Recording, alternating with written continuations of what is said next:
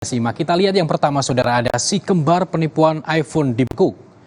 Polisi menangkap Rihana Rihani, saudara kembar yang menjadi tersangka kasus penipuan dengan modus pre-order atau pemesanan iPhone. Tersangka diduga memakai skema Ponzi kepada para korbannya hingga menimbulkan total kerugian 35 miliar rupiah.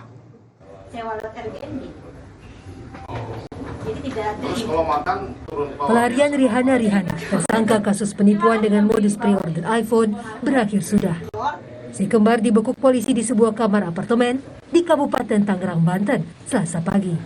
Penyidik menggeledah tempat persembunyian tersangka dan langsung membawanya ke Polda Metro Jaya. Dari pemeriksaan sementara, keduanya kerap berpindah-pindah dan menyewa tempat untuk mengelabui petugas.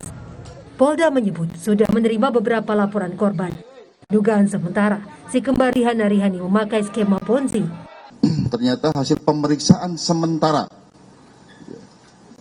dari korban, kita menerima informasi bahwa ini modusnya adalah seperti skema Ponzi ya, dari reseller, range kerugian antara 200 sampai 800. Namun setelah kita dalami, sementara bahkan ada yang sampai 3 juta ini. Satu produk yang ditawarkan itu. Polisi telah menerima 18 laporan terkait kasus penipuan Rihana Rihani.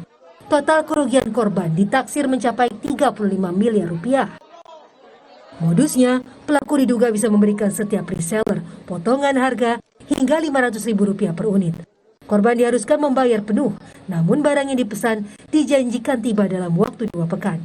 Korban mulai gelisah saat tidak mendapatkan barang sesuai pesanan.